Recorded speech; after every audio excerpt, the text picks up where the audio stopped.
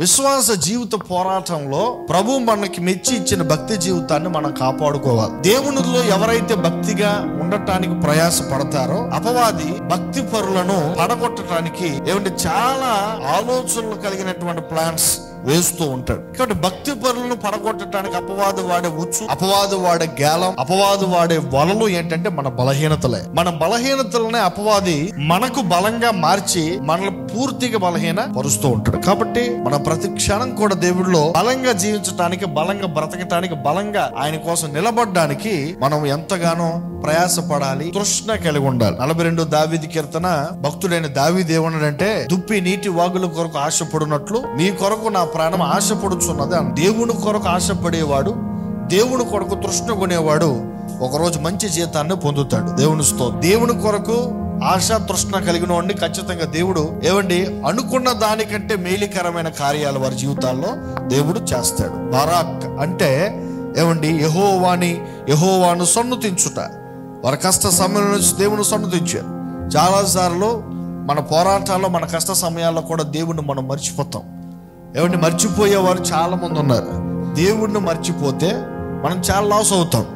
దేవుణ్ణి మర్చిపోతే మన జీవితాల్లో దేవుడిచ్చే ఆశీర్వాదాలను మనం కోల్పోతాం. దేవుడి చేసే అద్భుతాలను మనం కోల్పోతాం. దేవుడిని మర్చిపోయే వారంగా ఉండకూడదు. ఆమేన్. దేవుడితో ఎవరైతే ఉంటాడో దేవుడు వారితో ఉంటాడు. దేవుని స్తోత్రం.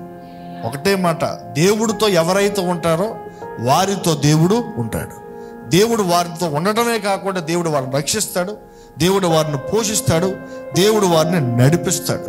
అన్ని సమయాల్లో కూడా, ఆనంద సమయాల్లో, దుఃఖ సమయాల్లో, సంతోష సమయాల్లో, ప్రతికూల సమయాల్లో దేవుడితో ఉన్నావు కాబట్టి దేవుడే నిన్ను నడిపిస్తాడు అనే సంగతి మనం జ్ఞాపకం చేసుకోవాలి. ఆమేన్. ఈ రోజుతో నేను చనిపోదాం అనుకున్నాను, ఈ రోజుతో ఈ పట్టెడు పిండి, ఈ కొంచెం నూనె వేసుకొని 2 రొట్టెలు చేసుకొని నా కొడుకు నేను తిని చచ్చిపోదాం అనుకుంది సారెపతి విధవరాలు. కానీ దేవుడు అలా అనుకోలేదు. నువ్వైతే అనుకున్నావు చనిపోదామని, నువ్వైతే అనుకున్నావు ఆ రోజుతో నేను చచ్చిపోతానని, కానీ దేవుడు అలా అనుకోలేదు. దేవుడు ఒక చిన్న టెస్ట్ పెట్టాడు ఆమెకి. బ్రతకాలి అంటే పాస్టర్ గారికి ఆహారాన్ని పంపించాలి. ఆమె దైవజనుడికి ఆహారాన్ని పంపించాలి. ఎప్పుడైతే ఏలియాకి ఆహారాన్ని పంపించిందో 3.5 సంవత్సరాలకు షోమ్రోనులో భయంకరమైన కరువు, భయంకరమైన పరిస్థితి, చాలా మంది కరువులో చనిపోయారు. కానీ ఈ విధవరాలు తన కుమారుడు బ్రతికారంటే కేవలం దేవునితో నడిచింది కాబట్టి, దేవునితో ఉన్నది కాబట్టి, దేవుని కొరకు జీవించింది కాబట్టి దేవుడు ఆమె జీవితంలో ఆ గొప్ప అద్భుతాన్ని చేశాడు. దేవుని స్తోత్రం. దేవునితో ఉండకుండా దేవుడు చేసే కార్యాలు చూడటం అసంభవమైన విషయం. దేవుడితో లేకుండా దేవుడి కార్య రుచి చూడటం జరిగే పని కాదు.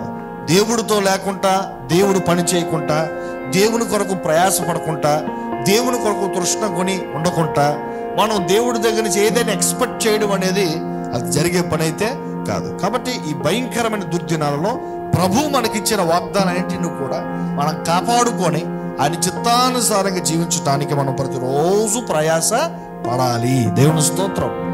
స్తుతి అంటే దేవుణ్ణి పొగడ్డం, స్తుతి అంటే దేవుణ్ణి గొప్ప చేయడం, స్తుతి అంటే దేవుణ్ణి అమాంతంగా అన్నిటికంటే గొప్పగా ఎత్తడం.